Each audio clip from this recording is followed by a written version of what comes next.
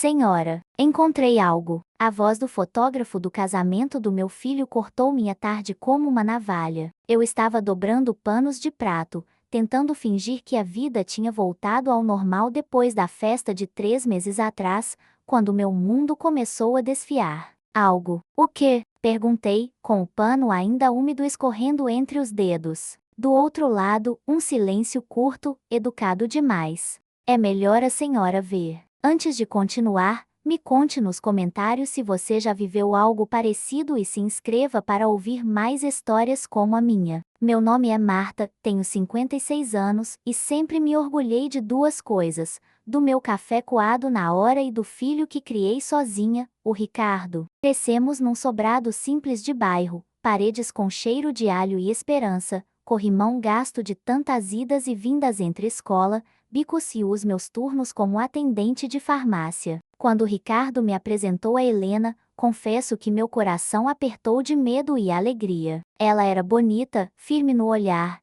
jeito de quem sabe o que quer. Mãe, ela me puxa para frente, ele disse, segurando minha mão. Eu quis acreditar. O casamento aconteceu na igreja São Judas, no fim de junho. Eu me lembro do brilho das luzes refletindo nas flores brancas, do vestido de Helena caindo como se tivesse sido desenhado a lápis, e do sorriso de Ricardo, um sorriso que eu reconhecia da infância, quando ele ganhava um carrinho usado e fingia que era 0 km. Eu, que sonhei a vida inteira em ver aquele momento, me peguei procurando um lugar no banco onde pudesse enxergar sem atrapalhar, como quem pede licença na própria história. Teve hora que senti que Helena olhava para mim como quem mede a distância exata entre um objeto e a borda da mesa. Nem muito perto, nem íntimo demais, apenas tolerável. Depois que eles voltaram da lua de mel, vieram os sinais. Convites para jantar que não se confirmavam. Mensagens respondidas com atraso. Mãe, a gente está numa fase corrida, Ricardo dizia, e eu fingia entender. Claro, meu filho, aproveita, cuida da casa nova. Mas dentro de mim havia um lugar em silêncio, onde o medo fazia morada. Todo mundo fala que casamento muda as coisas, só não te avisam que, às vezes, muda a geografia do amor, o que antes era morada vira visita. E o que era abraço vira cumprimento. As fotos do casamento demoraram, e eu dizia a mim mesma que era normal. Fotógrafo bom tem fila, repetia, varrendo o quintal, molhando o coqueiro que meu falecido Paulo plantou antes de partir. Até que hoje, numa tarde de quarta-feira, enquanto eu passava um café e pensava se ligava para o Ricardo só para ouvir a voz, meu celular tocou. Dona Marta, aqui é o Gustavo, o fotógrafo. Revendo o material, eu encontrei algo. É importante. Me vesti às pressas, peguei o ônibus com a sensação de que cada lombada da rua era um aviso. Na mochila, levei um caderno que uso para anotar oração e recado de farmácia, coisa de gente que quer organizar o que não controla. O estúdio do Gustavo ficava no centro, no segundo andar de um prédio antigo, cheiro de papel e clima de tarde chuvosa mesmo com sol lá fora. Ele me recebeu com educação, uma xícara de água, olhos que passaram por mim como quem pede desculpas antes do tempo. Sente-se, por favor. As paredes tinham molduras de casamentos que eu imaginei perfeitos, noivas sorrindo com todos os dentes, noivos abraçando como quem segura um prêmio. Eu procurei, por reflexo, a foto do meu filho e da Helena, como quem procura confirmação de que a vida não me deixou esquecida na prateleira errada. Gustavo ligou o computador, ajustou a cadeira e respirou fundo. Eu costumo rever o material com muito cuidado. Ontem à noite, comparando ângulos, notei uma sequência. São detalhes que, juntos, contam outra história. O sangue me gelou. Outra história. Do meu filho. Eu mal terminei a pergunta e já me arrependia de ter dito em voz alta. Gustavo, cauteloso, clicou entre pastas com nomes que me pareciam estrangeiros: Making of Helena, Altar Família, Bastidores. Até que apareceu a cena, Helena, no corredor lateral da igreja, minutos antes de entrar, o véu ainda no braço. Ao lado dela, um homem que não era meu filho. Eles não se beijavam, mas a proximidade, o rosto dela inclinado, a mão dele segurando o pulso como quem segura um segredo. Eu me abaixei sem perceber, como se procurasse no chão a força que me faltava. Tem mais, Gustavo disse, com o cuidado de quem tira um curativo devagar.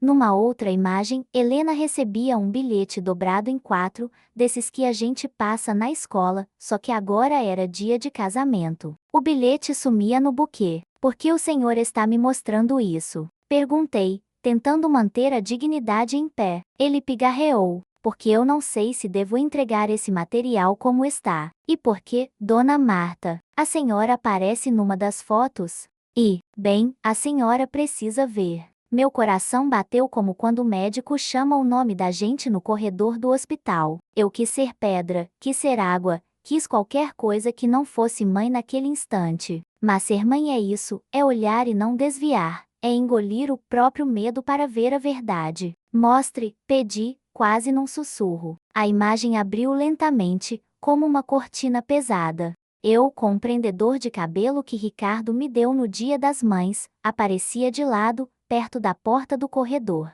Atrás de mim, Helena escondia o bilhete no buquê, e a expressão dela não era nervoso de noiva, não era emoção. Era cálculo, uma soma invisível que eu não sabia resolver. Na mesma hora, meu peito fez um barulho estranho, uma mistura de culpa e intuição. Eu lembrava daquela passagem do dia, o atraso de Helena, a conversa apressada do padre com o cerimonial, e o Ricardo, ansioso, me perguntando se estava tudo bem. Eu disse que sim. Eu sempre dizia que sim. Voltei para a cadeira. O senhor falou que tinha algo importante. É só isso. Meu tom saiu mais duro do que eu pretendia e me arrependi. Gustavo encolheu os ombros. Tem áudio de bastidor também. Um dos cinegrafistas gravou sem querer uma conversa perto da sacristia. Não é claro, há barulhos. Mas acho que a senhora vai querer ouvir. E foi ali, com o cursor pairando sobre um arquivo chamado Sala Lateral Áudio 2,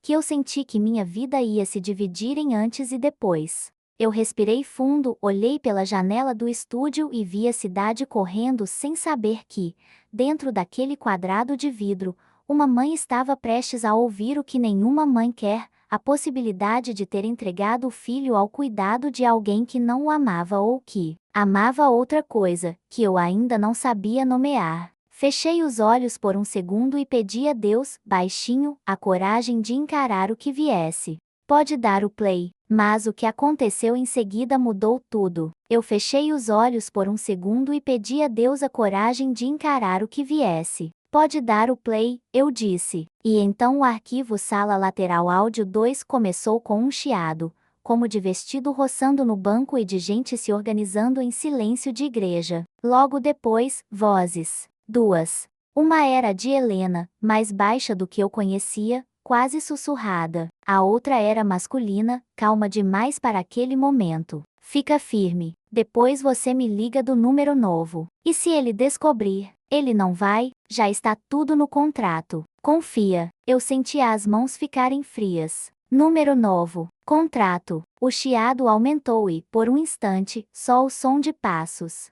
Depois, de novo, a voz de Helena, um pouco trêmula, mas decidida, a gente combinou. Você viaja amanhã, e eu espero um mês. Aí eu começo a puxar, devagar. O homem respondeu num tom que não cabia numa sacristia. Você sempre foi boa em fazer parecer que foi ideia dele. O arquivo terminou bruscamente, cortado pelo toque das campainhas que anunciam a entrada da noiva. Eu encostei as costas na cadeira e deixei o ar sair por um segundo comprido, como se meu corpo tivesse esquecido como respirar. Gustavo pausou, sem me olhar nos olhos. Eu ouvi minha própria voz perguntar, sem reconhecer de onde saiu tanta firmeza: tem como extrair esse áudio? Salvar num pendrive? Ele assentiu. Tenho aqui.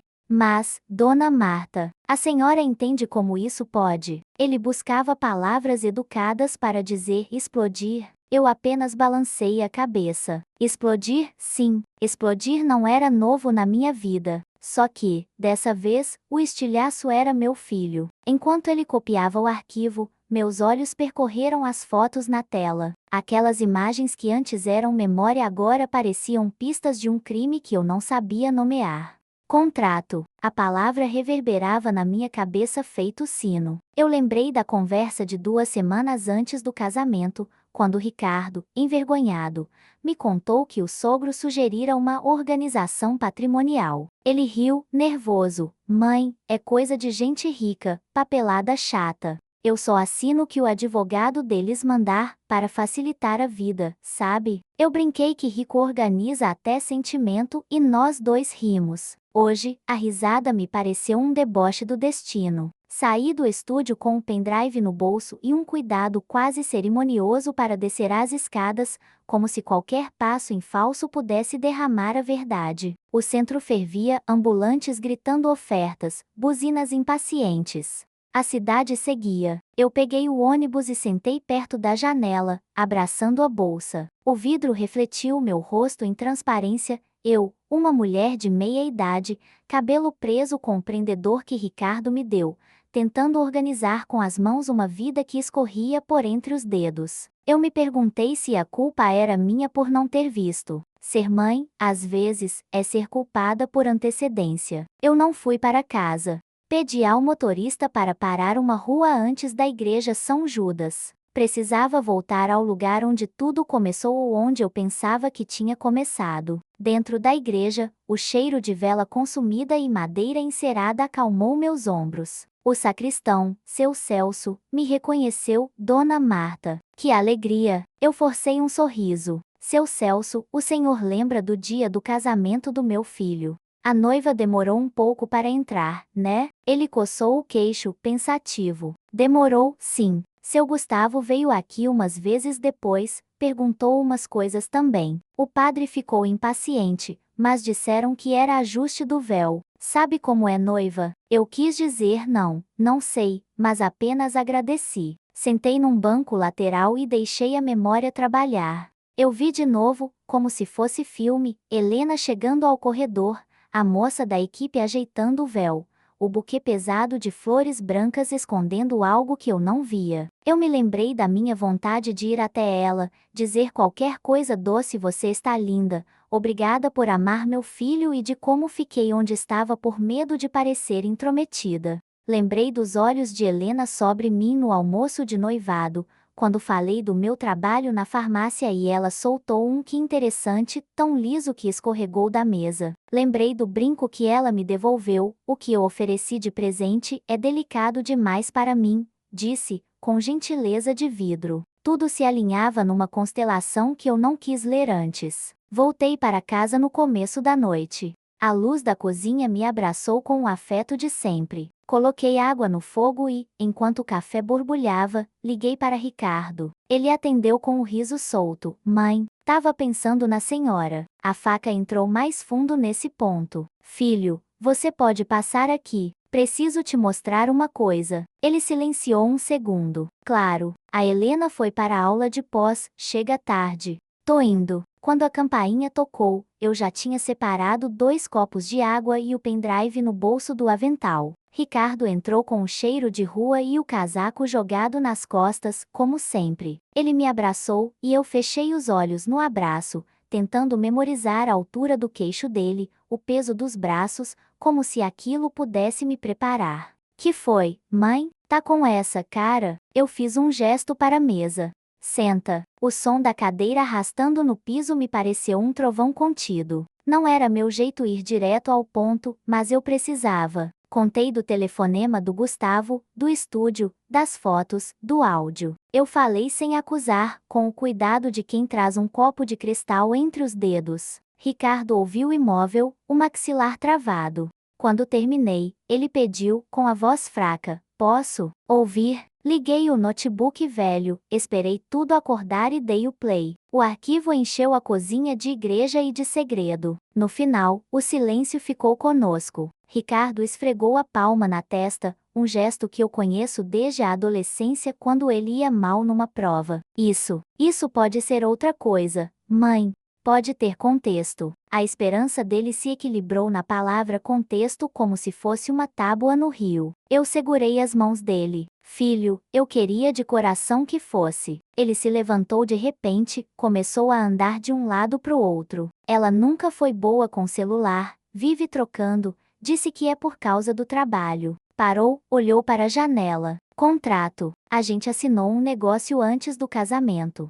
Eu nem li direito, mãe. O sogro é advogado, me explicou rápido. Meu estômago revirou. Por que você não leu, Ricardo? Ele riu sem humor. Porque eu confiei. E ali, a palavra confiança pesou na mesa como uma pedra. Eu vou falar com a Helena agora, disse, pegando o celular. Eu toquei o braço dele. Não por telefone. Olha nos olhos. Ele respirou fundo. Tá, eu vou para casa.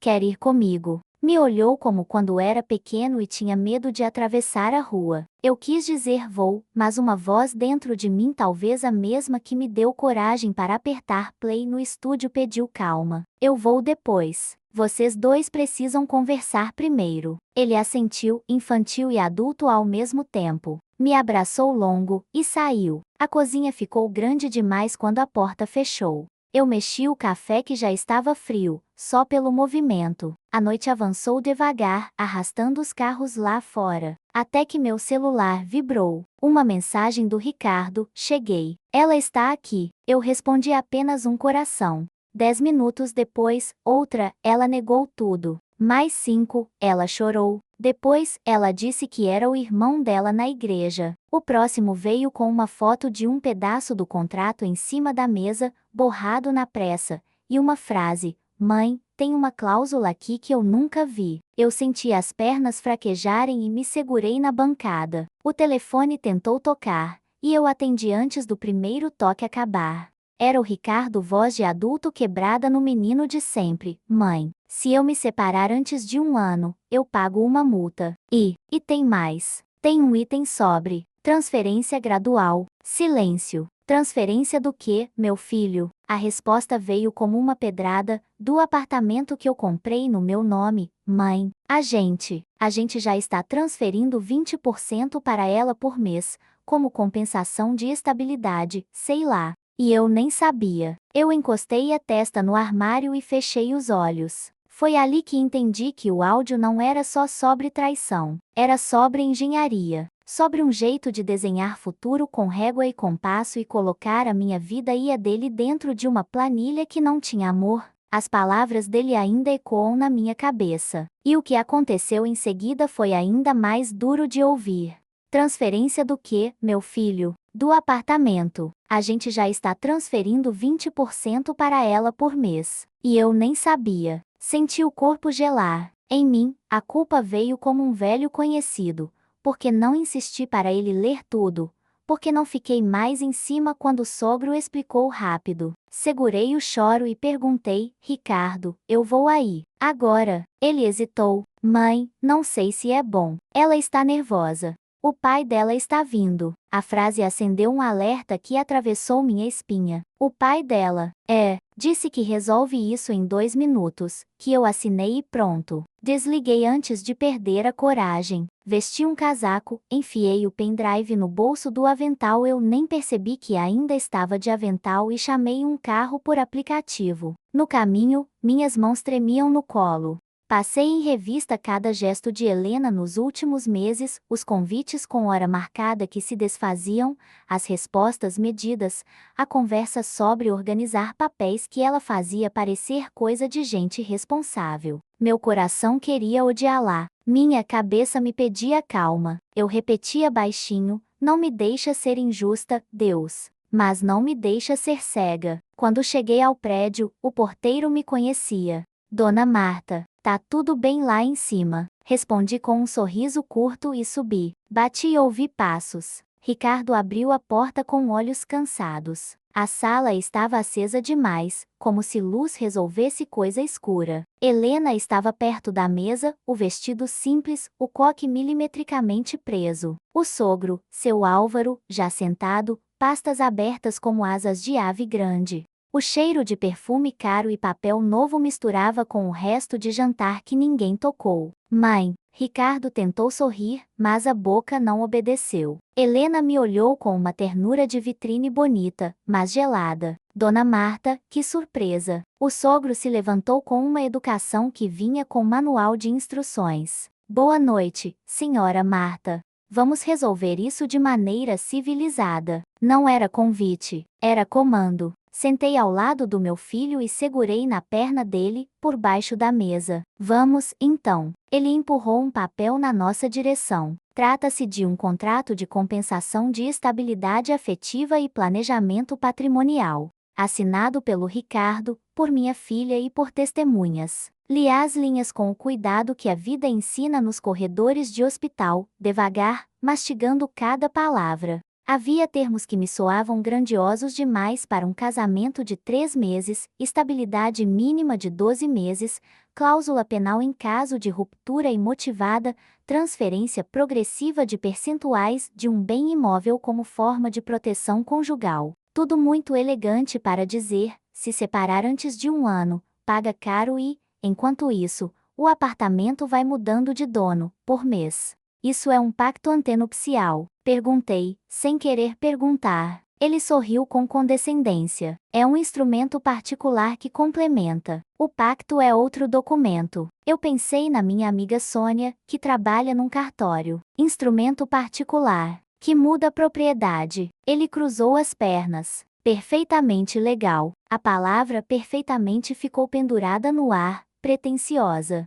Ricardo, você leu. Meu filho balançou a cabeça, vergonhoso. Ele disse que era proteção para nós dois. E eu confiei. Helena enfim falou, o tom doce que se usa com criança assustada. Dona Marta, a senhora sabe que eu sempre quis o melhor pro Ricardo. O apartamento é dos dois. É justo que, se ele decidir sair por um impulso, eu não fique sem nada. Eu respirei, buscando firmeza em algum lugar. E o áudio na sacristia. Ela piscou devagar. Era meu irmão. Ele ia viajar no dia seguinte. Ficou nervoso. Me ligou de um número novo porque perdeu o celular. Eu estava com medo de atrasar a cerimônia. Só isso. A frase desceu áspera. Eu me lembrei do bilhete dobrado, do pulso segurado, do você é boa em fazer parecer que foi ideia dele. O que é esse puxar devagar? Perguntei, contendo a raiva. Helena se ofendeu, mas o sogro respondeu por ela,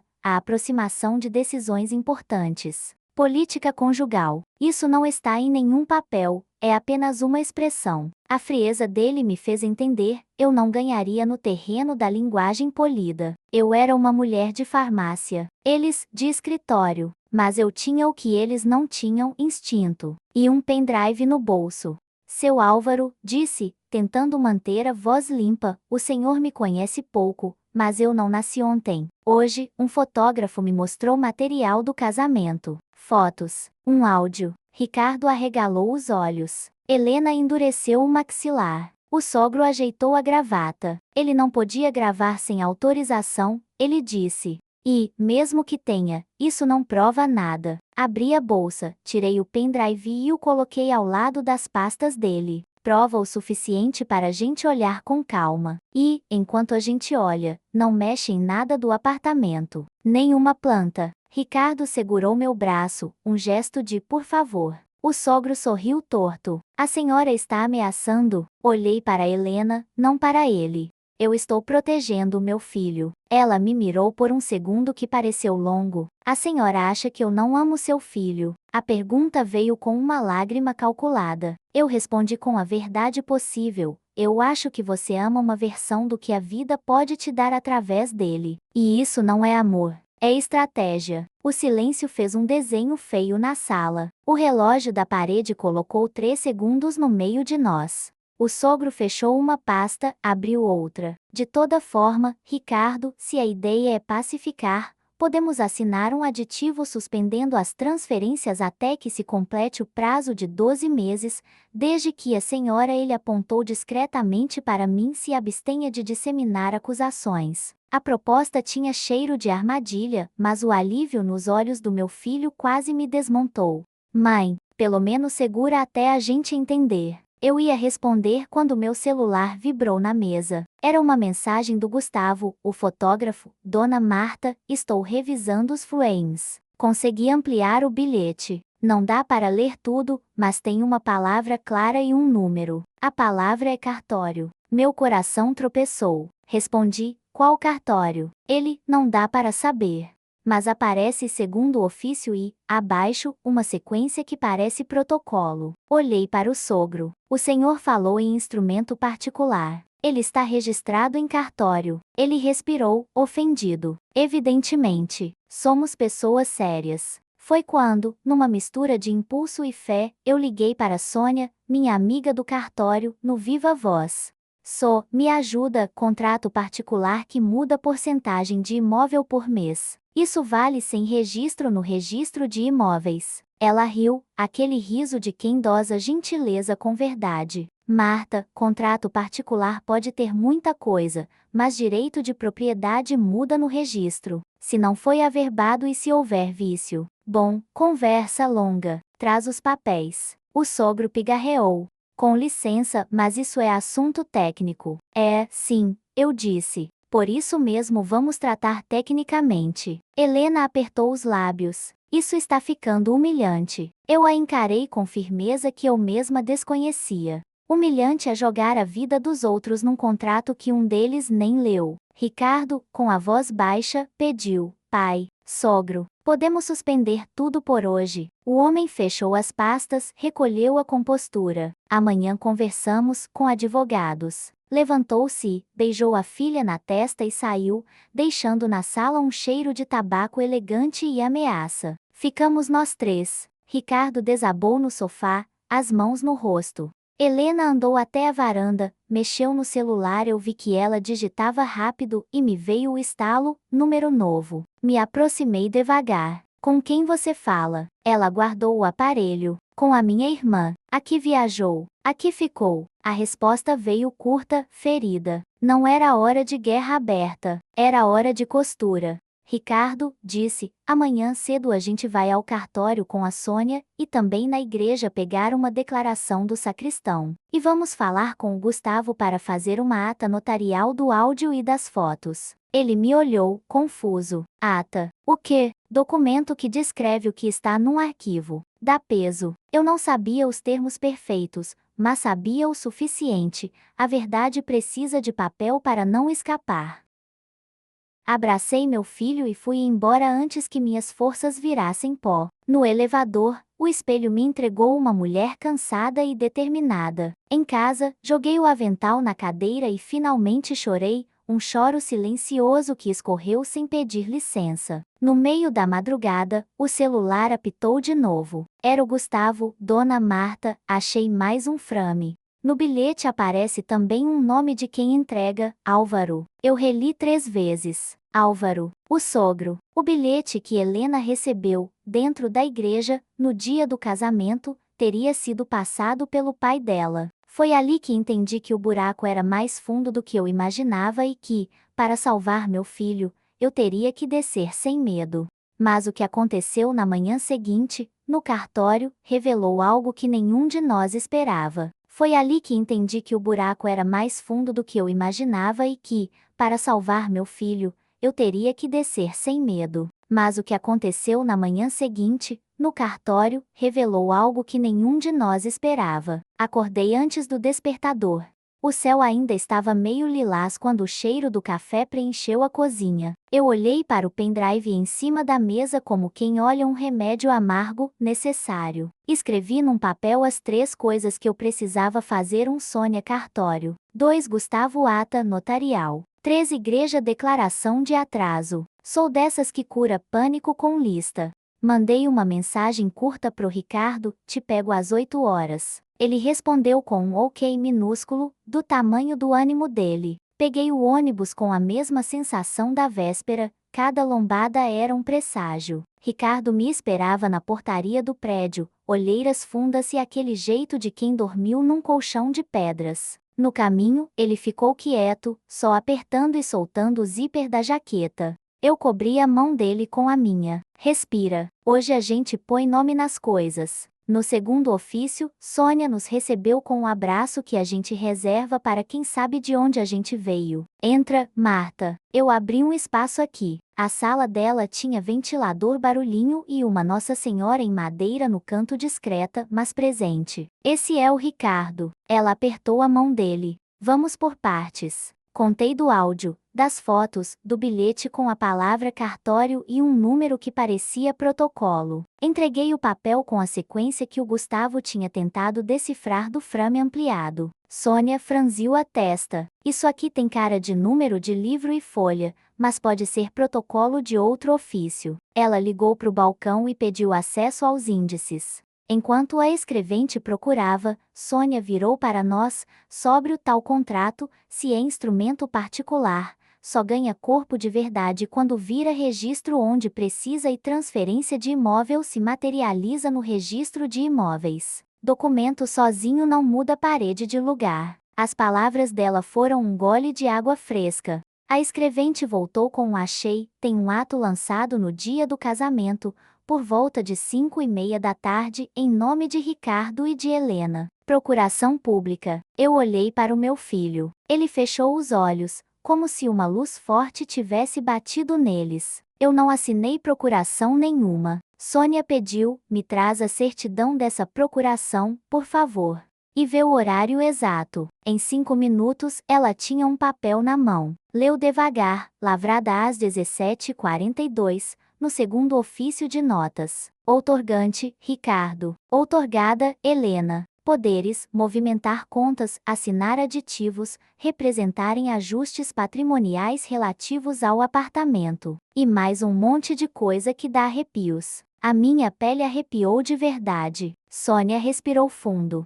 Procuração pública exige que a pessoa esteja aqui, com documento, foto, assinatura no livro. Se seu filho estava na igreja às 17h42. Ela deixou a frase cair sozinha no chão. Ele estava, eu disse, lembrando do toque das campainhas, do atraso da noiva, da minha mão suando no banco. E tem foto com Timecode, acrescentei, sentindo uma coragem que parecia não caber em mim. O fotógrafo pode comprovar. Sônia assentiu, já no modo batalha. Então temos duas coisas, ou um homônimo assinou se passando por ele, ou alguém forjou algo que passa por verdadeiro. De qualquer forma, é grave. Ricardo engoliu em seco. Tem câmera aqui, de segurança. Sônia fez sinal que sim. Temos, mas o acesso precisa de ordem interna. Eu posso solicitar as imagens daquele dia e horário. Vai demorar um pouco, mas entra no processo. Ela fez uma pausa e sentenciou: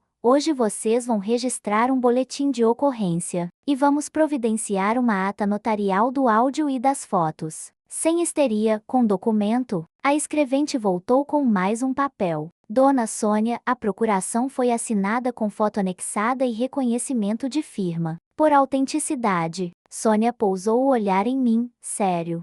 Por autenticidade, ela equalizou a voz de quem explica sem assustar. Reconhecimento por autenticidade significa que o tabelião viu a pessoa assinar. Se não foi o Ricardo, alguém mentiu olhando na minha cara ou na cara do meu colega de balcão. Ela mordeu o lábio, ofendida por dentro. Vou puxar a cópia do documento apresentado e o vídeo. A gente vai se respeitar aqui. Do outro lado do corredor, o telefone tocou. Sônia atendeu e nos fez sinal de esperar. Eu fiquei com os olhos grudados na certidão. Poderes para movimentar contas. Lembrei de uma conversa de Helena, no mês passado, dizendo que pagaria, pessoalmente, os fornecedores porque organização é tudo. De repente, organização ganhou outra cor.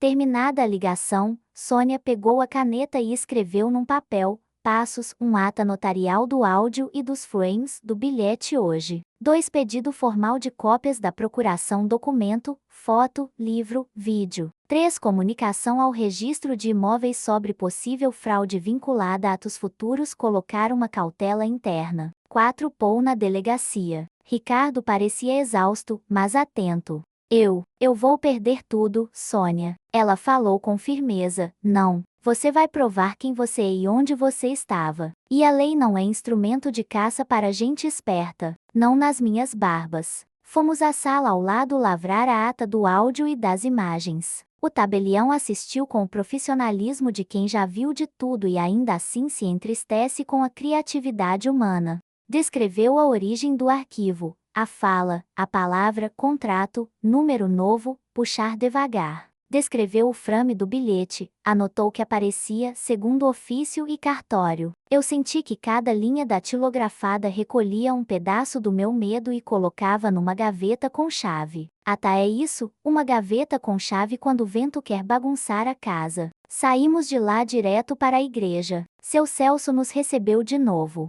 O senhor poderia fazer uma declaração simples dizendo que houve atraso na entrada da noiva e que o noivo permaneceu o tempo todo aqui. Ele coçou o queixo e sorriu. Faço sim, minha filha. Coloco o horário aproximado. O padre, chamado entre uma reunião e outra, também assinou. Porque isso, Marta? Eu respondi com um ar de quem ainda não aprendeu a mentir com elegância, porque casamento sem verdade estraga. Ele abaixou os olhos e sussurrou, que Deus guarde vocês. Na delegacia, registrei o bolo enquanto o Ricardo encarava o chão, como se cada cerâmica carregasse culpa. O escrivão ouviu a história, pediu os documentos, anotou tudo. A senhora tem a ata? Mostrei. E tem o horário do casamento. Mostrei. E vai pedir as imagens do cartório. Mostrei o pedido da Sônia. Ele levantou os olhos, finalmente nos vendo como gente e não como número. Isso é sério. Vamos oficiar o cartório pedindo urgência nas imagens. Saímos de lá cansados, mas amparados pelo peso da caneta do Estado. Era quase hora do almoço quando o celular do Ricardo vibrou. Era Helena.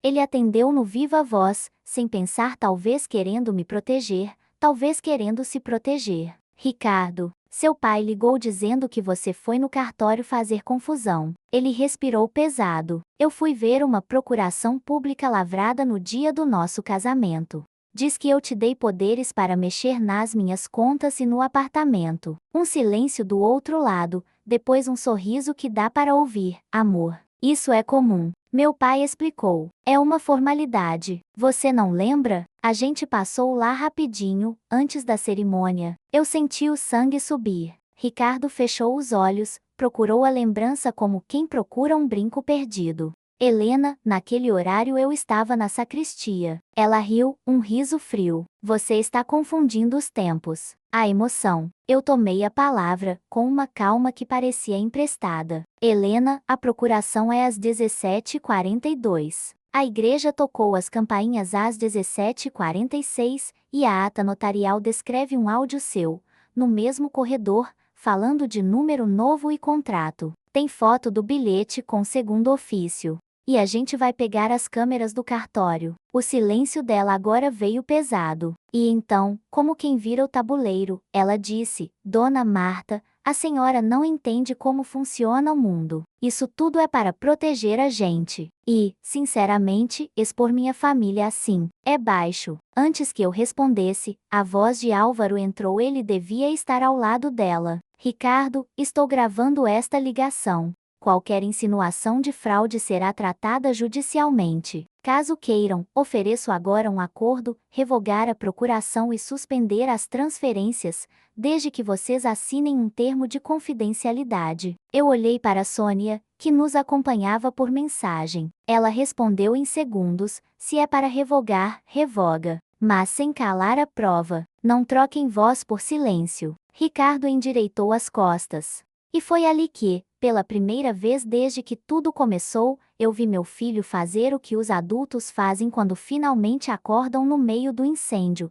Ele escolheu uma direção. Álvaro, se há boa fé, a gente revoga agora, no mesmo cartório, com a presença da minha mãe e da Sônia. Sem termo nenhum. Se não, nos vemos no fórum. Do outro lado, uma respiração pesada e um vamos ver isso depois. A ligação caiu. Sônia digitou: quando o inimigo pede calma, é porque a pressa não é dele. Eu soltei o ar. E agora? Ela respondeu: agora a gente vai ao registro de imóveis e coloca uma lupa nesse apartamento. E à tarde, voltamos aqui para ver o vídeo da câmera. O registro ficava a algumas quadras. A moça do balcão foi solícita ao ver nossos papéis. Imóvel financiado. Tem cláusula de alienação fiduciária. Transferência sem anuência do banco não caminha. A informação bateu como um feixe de luz numa sala escura. Eu olhei para o Ricardo. Ele, para a moça. Então, mesmo que quisessem, ela completou, não vira propriedade dela sem o banco dizer amém. E não tem amém aqui. Senti um fio de alívio atravessar meu peito.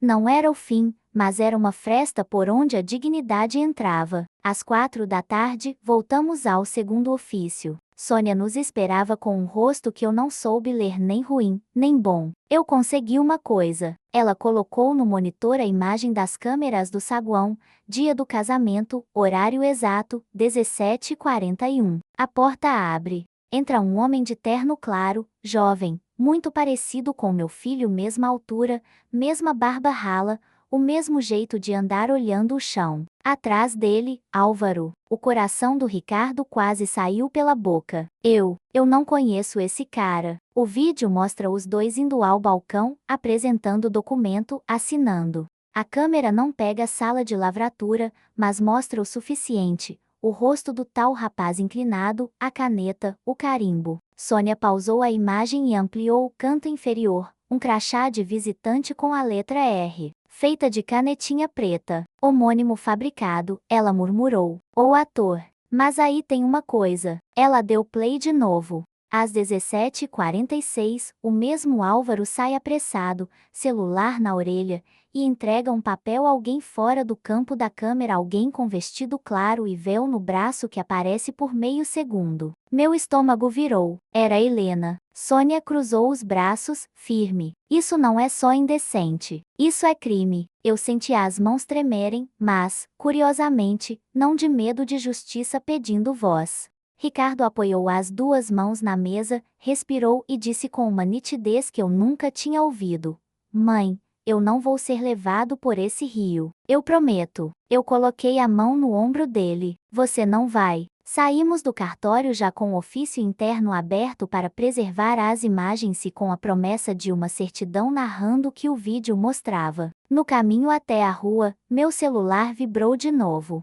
Mensagem de número desconhecido: pare antes que fique feio para todos. Ainda dá tempo de um acordo. A foto do perfil era um fundo cinza, sem nome. Eu respirei, e pela primeira vez desde o começo, sorri um sorriso pequeno, de canto. Agora eu tenho certeza de que não vou parar. Mas o que me esperava em casa, naquela noite, colocou outra peça no tabuleiro, uma peça que não era de Helena, nem de Álvaro, e que vinha do passado do meu próprio filho. Agora eu tenho certeza de que não vou parar. Mas o que me esperava em casa, naquela noite, colocou outra peça no tabuleiro, uma peça que não era de Helena, nem de Álvaro, e que vinha do passado do meu próprio filho. Quando abri a porta, a casa cheirava a roupa lavada e café requentado. Sentei cansada, com a bolsa ainda no ombro, e vi a luz do corredor piscar, mania da lâmpada velha. O celular vibrou sobre a mesa, uma notificação de uma amiga do bairro, a Patrícia, que estudou com o Ricardo no ensino médio. Marta, vi os stories do Davi hoje de manhã e lembrei do teu menino. Ele não é a cara do Ricardo? O nome Davi me acendeu uma lembrança no fundo da gaveta da memória, o colega de sala que todos chamavam de gêmeo, de tão parecido com o meu filho. Eles riam disso, tiravam foto lado a lado, brincavam trocando bonés. Tu não sabe quem é quem, a professora dizia. Fazia anos que eu não ouvia falar dele. Abri a mensagem. Patrícia tinha mandado também um quent, um rapaz de terno claro, barba rala, posando diante de um prédio antigo do centro. Não era o segundo ofício, mas ficava a 4 esquinas dali. Eu reconheci pela calçada com mosaico preto e branco. A data, no dia do casamento. O horário, 5h48 da tarde. Na legenda, um trocadilho bobo, fechando o bico chique hoje, trampo. Meu estômago revirou. Bico. O coração disparou, como se quisesse chegar antes do pensamento. Mandei o print para o Ricardo. Ele respondeu em segundos. Mãe, é o Davi, o gêmeo.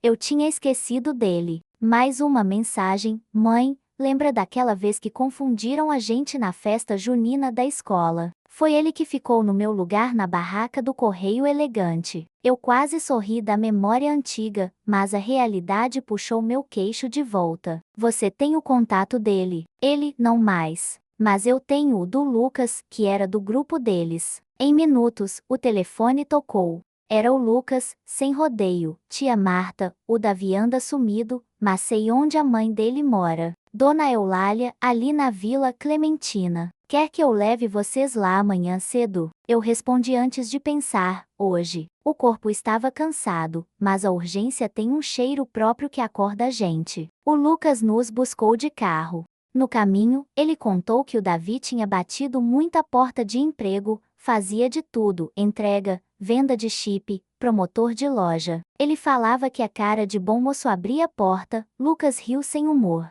Às vezes abria, às vezes fechava. A Vila Clementina sempre me pareceu uma rua que pede abraço, casinhas grudadas, varal cruzando o quintal, cachorro dormindo no sol. Dona Eulália abriu a porta com as mãos cheirando a alho e a saudade. Marta, menino Ricardo. Ela me abraçou como se me conhecesse desde as primeiras cadernetas de vacina. Entra, minha filha. Não repara a bagunça. A sala tinha sofá gasto e uma estante com retratos, Davi pequeno, Davi na formatura do ensino médio, Davi de camisa social, olhando sério, como quem tenta convencer a vida a tratá-lo como adulto. Eu fui direto, mas com doçura. Dona Eulália, a senhora lembra que o Davi e meu filho eram chamados de gêmeos? Ela riu, orgulhosa. Eu que lembro. O riso se apagou quando eu mostrei o print do story. A senhora sabe desse trabalho. O rosto dela murchou. Ele não me conta tudo, Marta. Só diz que é bico bom, que agora tem gente grande ajudando. O jeito que ela falou grande me cutucou. Quem são essas pessoas grandes? Ela tentou escapar. Cliente, né? Ele fala doutor para tudo. Eu respirei. Dona Eulália, aconteceu uma coisa grave no dia do casamento do Ricardo. Nós vimos um vídeo de um rapaz muito parecido com ele, acompanhado de um senhor chamado Álvaro, lavrando um documento no cartório como se fosse o meu filho. O horário bate com esse story do Davi. Ela levou a mão ao peito, como quem segura o coração para ele não cair. Meu Deus! Sentou devagar, quase sem dobrar as pernas. O Davi fazia uns trabalhos pro seu Álvaro, acho. Ele só dizia que era representar gente. Eu não entendo essas palavras. Um dia chegou aqui com sapato novo, disse que era voucher do serviço. O silêncio ficou pesado na sala. Do quarto, ouvi um barulho de porta rangendo. O Davi, magro e com o terno pendurado num cabide, apareceu no corredor. Ele ouviu tudo. Mãe, não fala com essa gente. A voz tremia. Eu fiquei em pé, mas não avancei. Davi, eu sou a mãe do Ricardo. Você sabe quem ele é? Ele não me encarou. Sei, ele sempre teve sorte. A frase cortou mais do que deveria. Sorte. Eu respirei pelo nariz. Sorte é ter mãe. E é por isso que eu estou aqui. A mão dele apertou o cabide como quem segura uma corda. Eu só fiz um favor.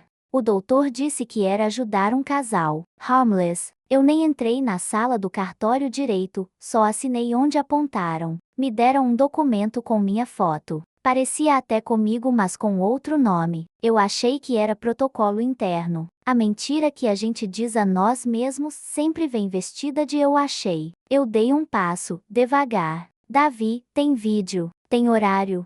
Tem gente que vai usar isso para tirar o apartamento do meu filho. Isso é crime. Ele abaixou os olhos. Crime é a fome que a gente passa quando não tem trabalho. A raiva bateu e voltou, domada. E o que você acha que é a fome da alma de uma mãe quando tiram o chão do filho? Você acha que ela não come a gente de dentro para fora? O rosto dele se contraiu. A mãe, num sussurro, Davi, pelo amor de Deus. Ele passou a mão nos olhos. Eu não sabia que era para isso. O doutor disse que era só para dar celeridade, que ninguém ia sair prejudicado. Eu tenho mensagens. Eu posso mostrar. Eu olhei para Dona Eulália, pedindo permissão sem palavras. Ela assentiu com a cabeça, os olhos marejados. Davi pegou o celular, desbloqueou com o dedão hesitante. As conversas estavam lá com um contato salvo como D. Álvaro Trampo. Leu em voz alta alguns trechos. Preciso de você amanhã,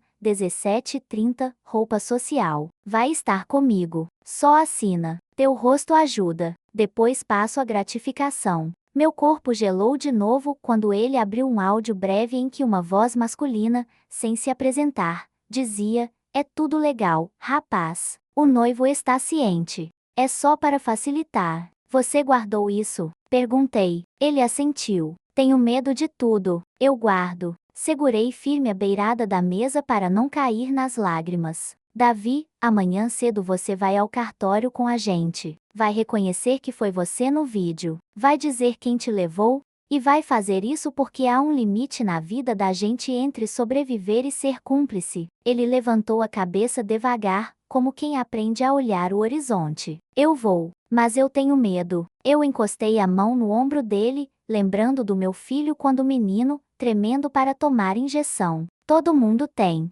A diferença é o lado do medo em que a gente fica. Na volta para casa, o Ricardo me mandou mensagem: Mãe, a Helena está me ligando sem parar. Diz que quer conversar, que ama, que pode consertar tudo. Eu vi a palavra consertar como quem vê fita adesiva em cima de rachadura em vidro. Filho, não vá sozinho. Amanhã cedo a gente passa aí. Ele digitou: eu não vou assinar nada, prometo. Antes de dormir, sentei à mesa com o caderno de anotações. Escrevi: Verdades do dia 1, procuração aos 17h42. 2 Vídeo, Álvaro Sósia. 3 Story do Davi, 17h48. 4 Mensagens, teu rosto ajuda. Embaixo, grifei: Mães se reconhecem pelo medo que vencem. Apaguei as luzes.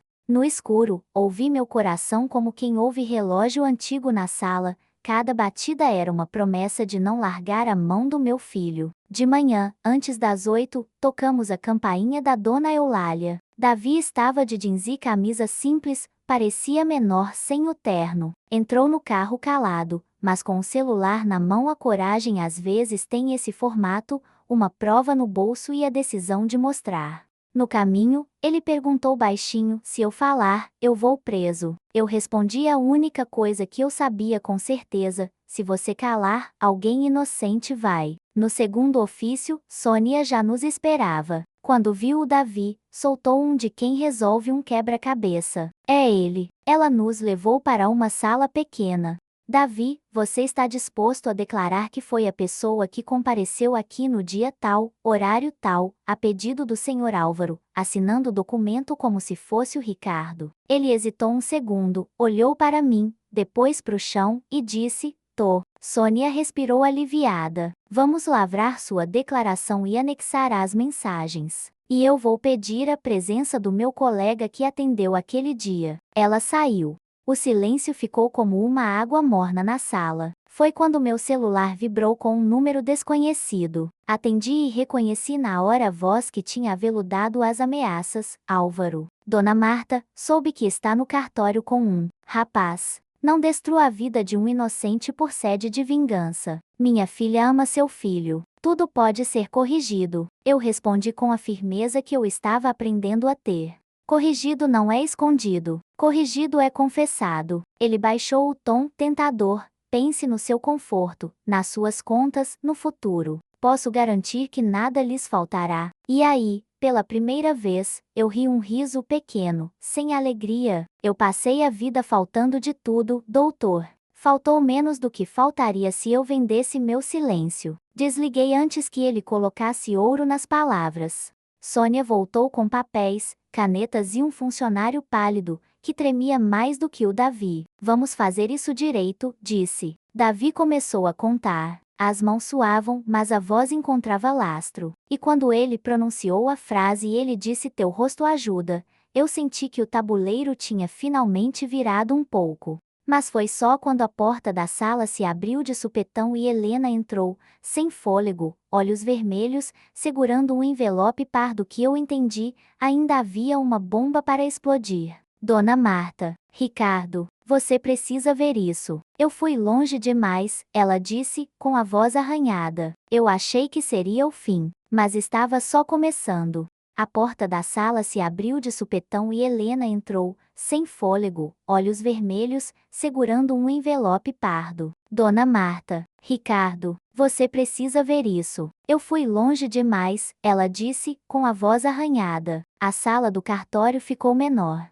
Sônia, acostumada a terremotos com papel timbrado, se recompôs primeiro. Quem é a senhora? Helena esticou a mão como quem oferece a própria rendição. Helena, esposa do Ricardo. O funcionário pálido recuou um passo. Davi segurou o encosto da cadeira, pronto para sumir. Eu me levantei, devagar, sentindo o coração bater na garganta. Ricardo não falou meu nome, falou o dela, como quem pede que a pessoa volte a ser a pessoa, Helena. Ela pousou o envelope sobre a mesa, sem cerimônia. Eu achei que estava protegendo a gente.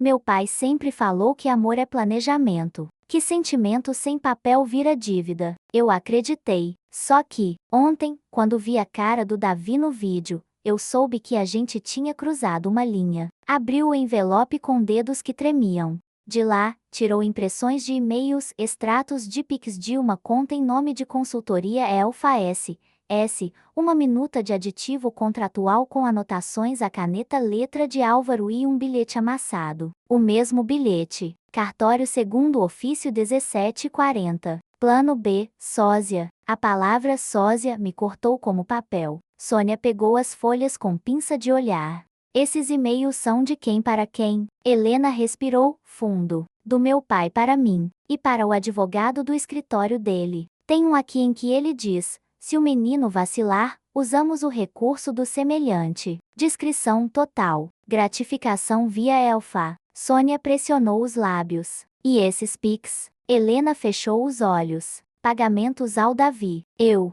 não sabia o nome. Só vi hoje. Ele me disse que a Alfa cuidava de despesas do escritório. Davi, envergonhado, balançou a cabeça, confirmando em silêncio a ponte que o conectava àquele dinheiro. Ricardo olhava para tudo como quem vê uma enchente passar levando as coisas da sala, o sofá, a mesa, as fotos. Helena, por quê? Ela desviou o rosto, envergonhada de estar nua em público.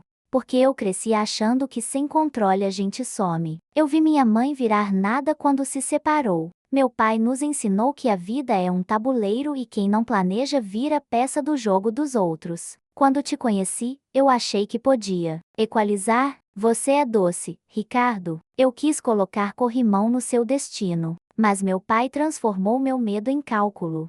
E eu deixei. A voz dela quebrou de um jeito honesto. Por um segundo, eu vi a menina por trás da mulher, alguém que aprendeu cedo que amor sem planilha não paga aluguel de alma. Sônia foi objetiva, mas não cruel. Helena, você está disposta a entregar espontaneamente isso e a depor que houve planejamento para lavrar procuração com sósia e cláusulas, que o Ricardo não compreendeu. Ela engoliu seco. Estou. Mas eu tenho medo. Eu me aproximei. Eu também. A diferença é que hoje a gente decidiu o lado do medo. Ela me olhou espantada, como se esperasse veneno e recebesse água. Por que a senhora? Eu dei de ombros. Porque eu sou mãe dele. E não me presta ganhar te odiando. Me presta ganhar a verdade. Sônia mexeu no interfone. Chama o tabelião, por favor.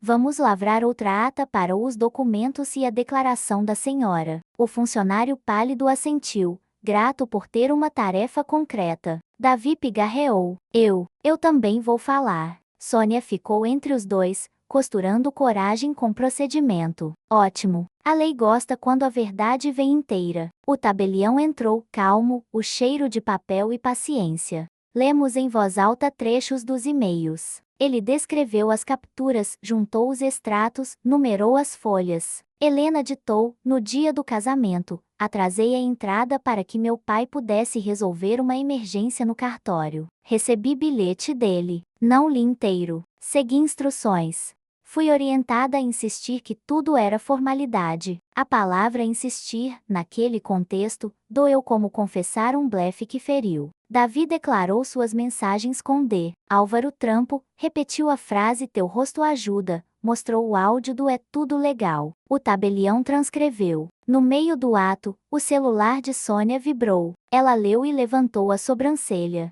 Ele está vindo. Ele quem? Perguntei, sabendo a resposta. Álvaro. E advogado? O ar ficou denso. Helena apertou os punhos e eu, sem perceber, coloquei a mão sobre os dela. Você não está sozinha. Ela assentiu, um gesto mínimo que cabia uma casa. Álvaro entrou 10 minutos depois, com um homem de terno azul marinho e dentes tão brancos que pareciam argumento. O olhar dele varreu a mesa, envelope, papéis numerados, ata em progresso. Que encenação é esta? Ninguém respondeu. O advogado sorriu para Sônia. Doutora, recomendo prudência. Acolher documentos obtidos sem cadeia de custódia clara pode expor o cartório. Sônia devolveu com doçura de ferro. O cartório acolhe declarações espontâneas e documentos apresentados pelas partes.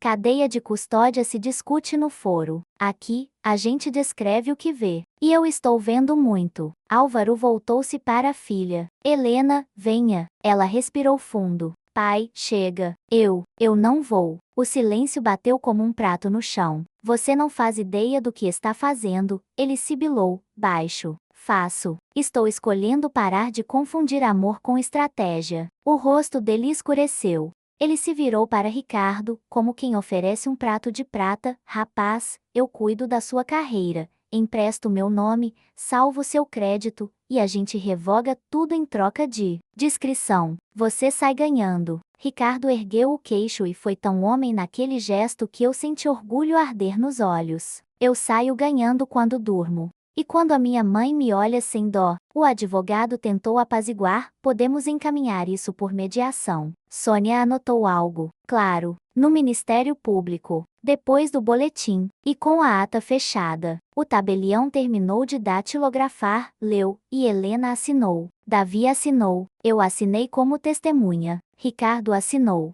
O papel ganhou carimbo, aquele som seco que diz que o mundo, às vezes, ainda tem borda. Álvaro, encurralado pela própria sombra, tentou um último lance, se expuser em minha família, processo todo mundo. Sônia, sem levantar a voz, o senhor vai ter a chance de se explicar. E então ela acrescentou, olhando para mim, e a senhora, Marta, vai ter a chance de ver justiça sem ódio. Eu arqueei um sorriso cansado. Eu quero justiça com trabalho. Ódio dá muito serviço e não paga nada. Na saída, Helena me segurou no corredor. Eu não mereço perdão. Eu encarei, sincera, talvez não. Perdão não é salário, mas arrependimento é o começo de quem quer pagar a conta. Ela chorou daquele jeito feio que purifica. Eu a abracei, surpreendendo a mim mesma. Eu não te prometo nada. Só que vou lutar para que a verdade não vire arma, mas remédio. Voltamos para casa com uma pilha de cópias e cansaço em lugar de perfume. No ônibus, Ricardo encostou a cabeça no meu ombro, como quando pegava no sono depois da febre. Mãe, obrigado. Eu apertei a mão dele. Você é meu trabalho preferido. À noite, o telefone tocou. Era o delegado. Dona Marta, com base nas atas e nas imagens, entrei com pedido de medida cautelar para resguardar o imóvel e afastar poderes da procuração. Audiência amanhã, 9 horas. Eu fechei os olhos e agradeci em silêncio. Antes de dormir, passei as páginas, como quem conta filho presente, ata, Queens, bilhete, declaração. Organizei tudo numa pasta azul. Escrevi no meu caderno, amanhã, fórum. Eu achei que a audiência apenas confirmaria o óbvio, mas o que o juiz disse, logo após ouvir o nosso caso, desmontou e reergueu a nossa família de um jeito que eu nunca imaginei. Amanhã, fórum. Eu achei que a audiência apenas confirmaria o óbvio, mas o que o juiz disse, logo após ouvir o nosso caso, desmontou e reergueu a nossa família de um jeito que eu nunca imaginei. Chegamos cedo ao fórum, aquele prédio que sempre me pareceu um misto de escola e hospital, gente entrando calada, saindo com o ombro mais pesado ou mais leve, dependendo do papel que levam na mão. Ricardo andava com passos contidos, gravata mal ajustada. Eu ajeitei por instinto, como quem corrige o cabelo de criança no portão da escola. Helena veio com a advogada pública que conseguiu de última hora, rosto lavado, sem maquiagem, como quem escolheu não se esconder. Davi, de camisa limpa e o medo nos olhos, esperava encostado na parede, segurando o celular como um talismã. Sônia chegou pontual, com a pasta azul e aquele jeito de quem sabe onde pisa. A sala de audiências era pequena, mesa do magistrado, bandeiras nos cantos, um crucifixo discreto na parede. O juiz, um homem de meia-idade com sobrancelhas que faziam sombra nos olhos, abriu a reunião com voz clara: "Bom dia. Vamos manter objetividade e respeito. A medida cautelar pede suspensão de qualquer transferência imobiliária e revogação de poderes de procuração com base em indícios de fraude.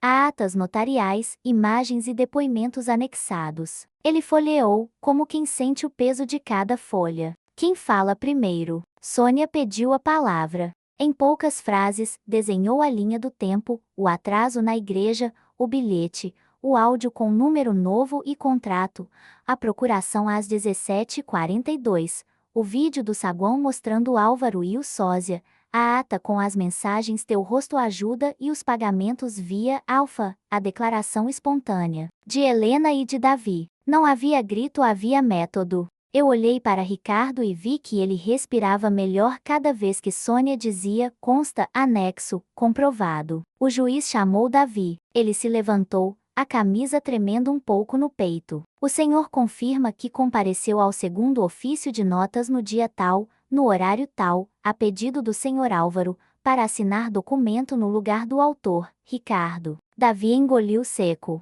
"Confirmo, excelência." "Por quê?" "Porque eu precisava de dinheiro e me disseram que era legal, que ia ajudar um casal, que o noivo estava ciente." "Quem disse isso?" "O senhor Álvaro." "Tem prova?" "Tenho as mensagens e um áudio." Sônia passou o celular com a ata anexa. O magistrado ouviu com cara de quem já viu de tudo e ainda se espanta. Chamou Helena. "A senhora confirma que recebeu instruções do seu pai para retardar a entrada na cerimônia e que sabia da ida ao cartório?" Ela encarou o chão e, quando levantou, eu vi que tinha escolhido a verdade mesmo sabendo que doía. "Confirmo. Eu não sabia do sósia. Mas aceitei à pressa, a ideia do formalizar primeiro, explicar depois. Eu trouxe e-mails assinados por ele e a minuta do aditivo." A advogada dela aproximou os papéis. Álvaro, na outra fileira, apertou os lábios até ficarem finos, como se pudesse desaparecer atrás da própria elegância. Por fim, o juiz olhou para Ricardo. "O senhor assinou a procuração?" Meu filho sustentou o olhar. "Não, excelência." "O senhor sabia de cláusulas de transferência progressiva?" "Não." "Estava no sogro e na esposa?" "Não li tudo." O juiz assentiu, um gesto leve que não era condescendência, era humanidade. Ele folheou mais uma vez, puxou o microfone um pouco para si e falou devagar, como quem costura uma sentença com linha grossa, em análise sumária, e o sumário aqui tem muito papel a indícios robustos de fraude na lavratura da procuração.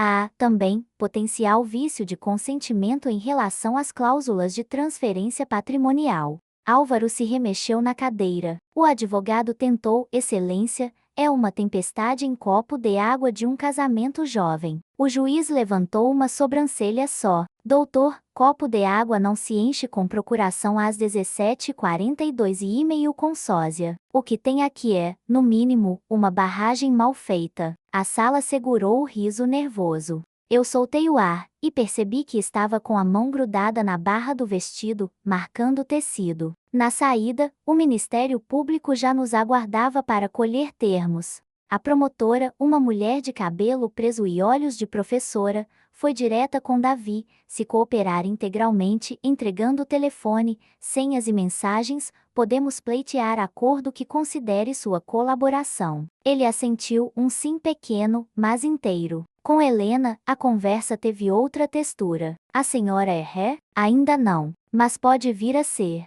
"Colabore, mantenha a distância do pai, entregue tudo o que tiver, não apague nada." Helena parecia uma vela acesa em dia de vento, mas ficou firme. "Eu vou." Do lado de fora, o sol do meio-dia bateu na calçada como um aviso de vida. Ricardo encostou na parede, fechou os olhos e, quando abriu, me abraçou com uma força que eu não lembrava desde o primeiro emprego dele. "Mãe, eu estou aqui." Eu beijei o rosto dele e respondi, num sopro, e eu. Seguimos para casa com a pasta azul no colo, como quem leva um bebê recém-nascido. No ônibus, Helena mandou mensagem pedindo para conversar conosco à noite, sem o pai, sem advogado. Eu mostrei para o Ricardo. Ele demorou para responder. Vamos ouvir, disse, com a voz cansada. Na minha cabeça, 1000 mães opinaram de uma vez. Eu escolhi a que eu sou, a que escuta, mas não se esquece de quem é. À noite, ela chegou com um casaco surrado e olhos de quem passou o dia inteiro chorando e apagando fogo. Sentou à mesa da minha cozinha, a mesma onde o áudio encheu o ar de sacristia e segredo. Eu servi café. Ela olhou a xícara como quem vê tradição que não merece, mas aceita.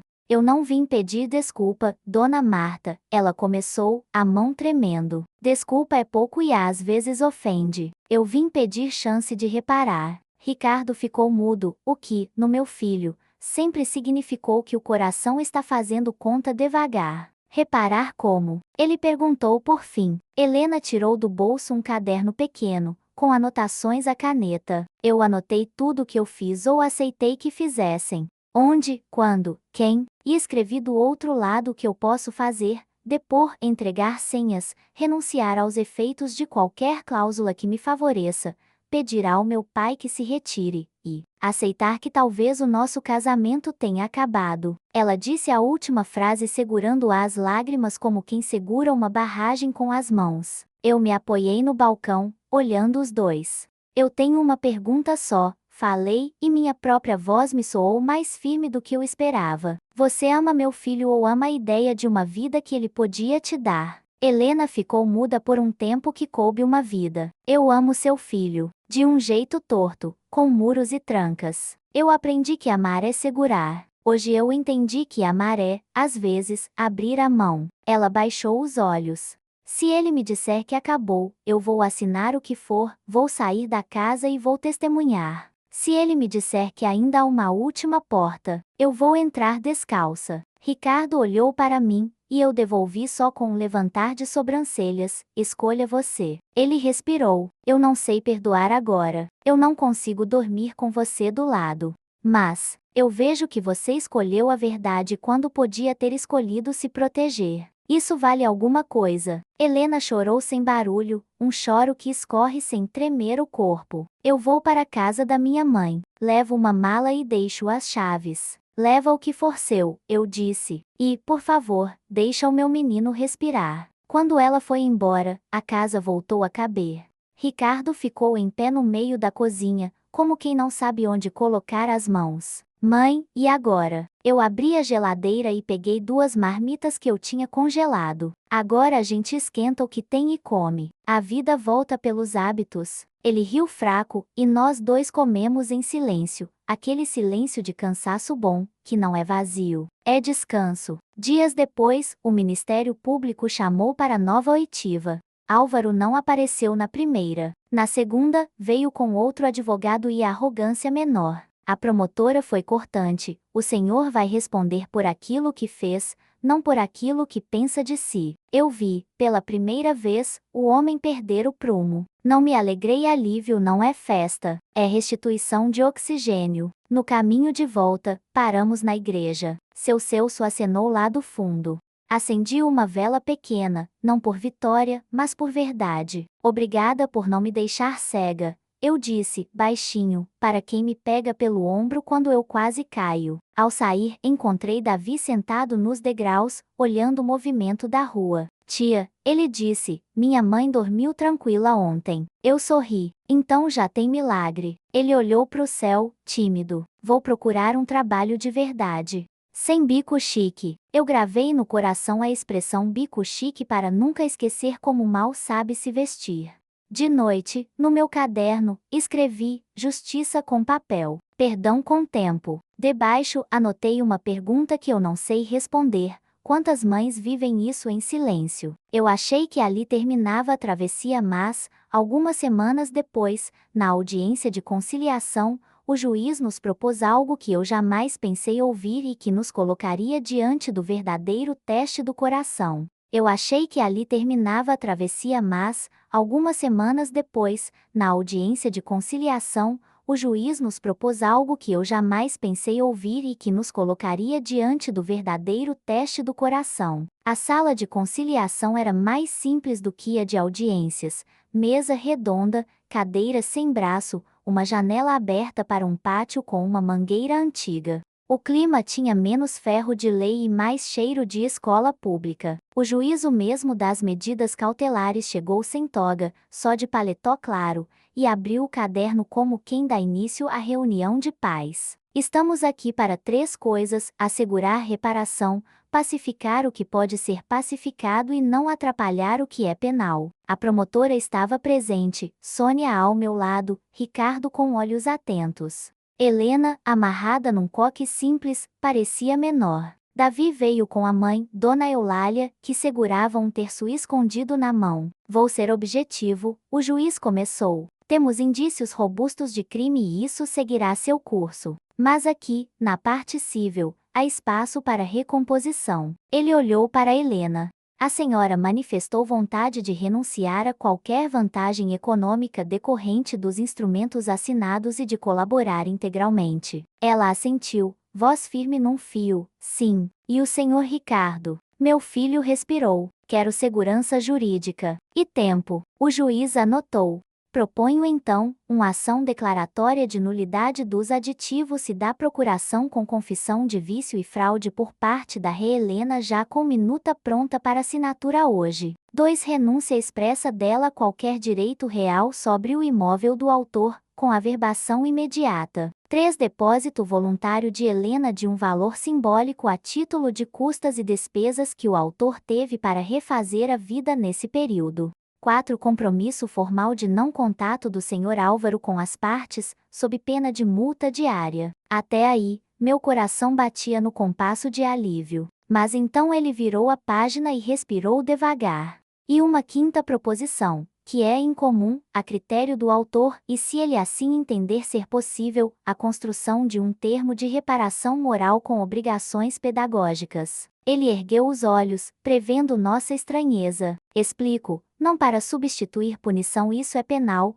mas para que algo de útil nasça do estrago. A senhora Helena se comprometeria a gravar, junto com a defensoria, uma peça educativa sobre contratos e casamentos, contando a própria história. A mãe dela, se quiser, fala do medo. A senhora, Dona Marta, se aceitar, fala do que é confiar e do que é vigiar. Publicado em canais oficiais, sem sensacionalismo. A ideia veio porque vi que, por trás de papel maldoso, havia gente com pavor de desaparecer. A sala ficou silenciosa. Eu olhei para Helena, ela estava pálida, mas havia ali um brilho novo, não o de defesa, o de quem viu uma porta. Eu topo, ela disse, antes de o advogado dela tocar no braço. Eu topo falar da minha vergonha para que outra mulher não aceite planejamento como sinônimo de amor. O juiz virou-se para mim. E a senhora, Dona Marta, não tem obrigação nenhuma de se expor.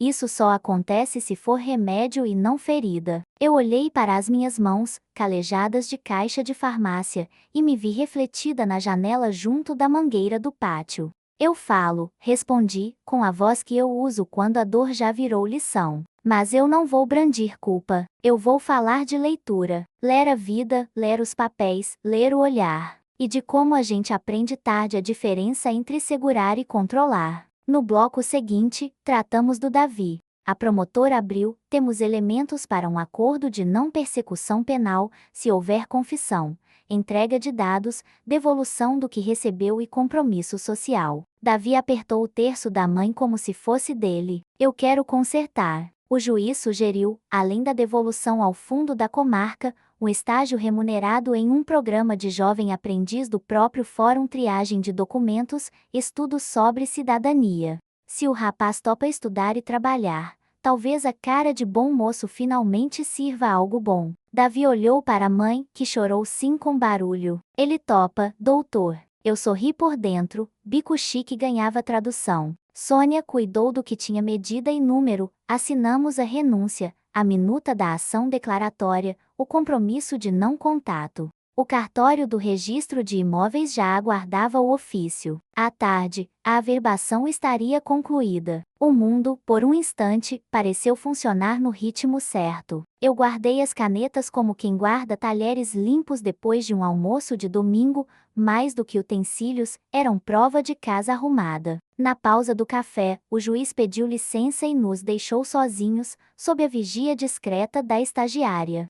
Helena se aproximou de mim, sem coreografia. Dona Marta, tem uma coisa ainda. Tirou da bolsa uma caixa pequena. Dentro, o prendedor de cabelo que o Ricardo me deu, o azul de pedrinhas miúdas, aquele da foto do corredor. Eu vi nas imagens. Esse prendedor me lembra da senhora inteira. Eu queria que voltasse pro lugar certo. Meu peito aqueceu de um jeito que não arde, só ilumina. Peguei de volta como quem recebe o filho em casa. Obrigada. E acrescentei, porque a verdade não precisa de véu, eu não sei se um dia te perdoo, mas hoje eu te respeito. Ela respirou como quem subiu uma escada longa. Isso já é tudo. Ricardo se aproximou, muito quieto. Helena, eu preciso de tempo. E silêncio. Ela assentiu. Eu vou obedecer. Não foi romântico.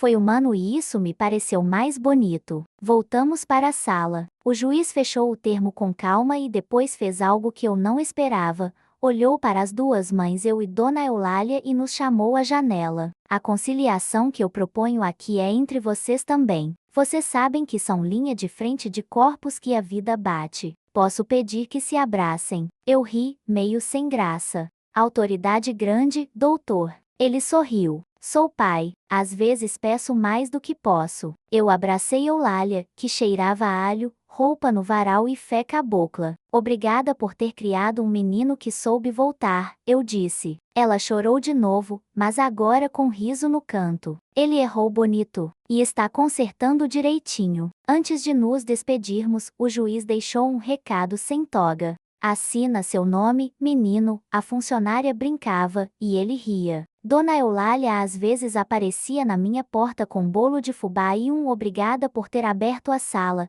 e eu sentia que o mundo tinha de novo vizinhança. Uma noite de chuva, Helena me escreveu, senti enjoo e medo. Posso passar aí? Responde que sim, não porque fosse simples, mas porque era correto. Fiz chá de erva doce. Ela deitou no sofá, o cobertor de listras por cima. Eu fiquei sentada na cadeira da cozinha, ouvindo a casa respirar. Quando Ricardo chegou do ateliê, a cena doeu e curou ao mesmo tempo. Ele me olhou procurando direção, e eu só mexi o queixo em direção à panela no fogo. Sopa? Perguntei. Ele serviu. As coisas, quando são certas, muitas vezes têm o gesto dos pequenos almoços. No fórum, em mais uma audiência, o juiz perguntou se havia chance de reconciliação conjugal. Ricardo respondeu com honestidade sem crueldade: não agora. Talvez nunca. Mas há chance de criarmos bem. O juiz sorriu como quem prefere projetos com pé no chão.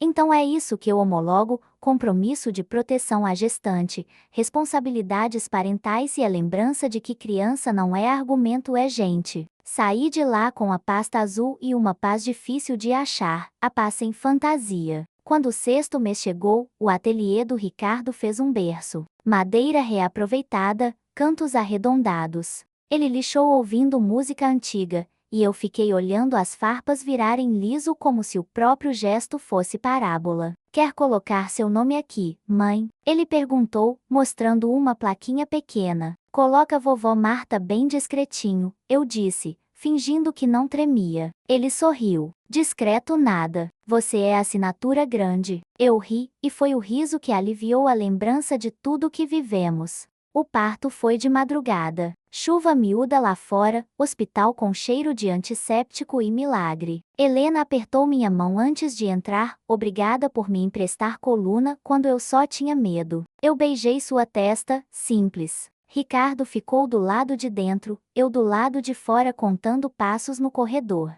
Quando o choro veio, ele me chamou, mãe, e eu vi, no colo dele, uma menina morena com a boca do pai e a testa da mãe. Como vai se chamar? Perguntei, com a voz molhada. Ricardo olhou para mim e depois para Helena, que assentiu. Helena queria Clara. Eu queria Esperança. A gente juntou Clarinha pros íntimos. E, nos documentos, Clara Esperança. Eu ri e chorei, porque às vezes a vida autoriza poesia com CPF. Voltamos para casa dias depois com a rotina desastrada e perfeita que um bebê traz: fralda, colo, arrotinho, roupa no varal em dia úmido. O ateliê virou também paiol de brinquedos de madeira. A sala, auditório do sono. Helena seguiu na casa da mãe, como combinado, mas vinha todo dia, e a nossa cozinha virou trincheira e praça, sem guerra. Sobre o processo, Sônia dizia, segue, e eu sentia que, no fim, o que importava era o que já estava acontecendo,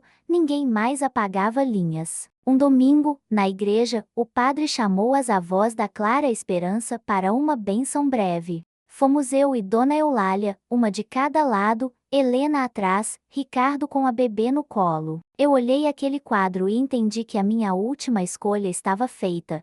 Eu decidi que o futuro da minha família não seria desenhado pelo medo nem pela revanche, mas por um tipo de justiça que sabe abrir a porta da sala e arrumar lugar para a verdade e para o berço. Perdão, ele ainda vinha em ondas, e eu não tinha pressa. Perdão não é contrato, é temporada. O essencial já estava assentado, amor com coluna, papel com carimbo, criança com colo. Em casa, naquela noite, escrevi no caderno que me acompanhou desde o primeiro play no estúdio, eu quase confundi amor com silêncio. Hoje eu sei que amor fala, põe nome, põe regra, põe mesa, põe sopa. Amor não é corrimão do outro, é a nossa própria coluna. Fechei a pasta azul, beijei a testa da minha neta e, pela primeira vez, adormeci sem o peso do depois. O depois, enfim, tinha virado agora. Obrigada por assistir até aqui. Se essa história te tocou, deixe seu coração nos comentários e compartilhe com quem precisa ouvir isso. Deus abençoe sua vida. Você perdoaria um filho assim? Quantas mães vivem isso em silêncio? Deixe nos comentários o que essa história te ensinou.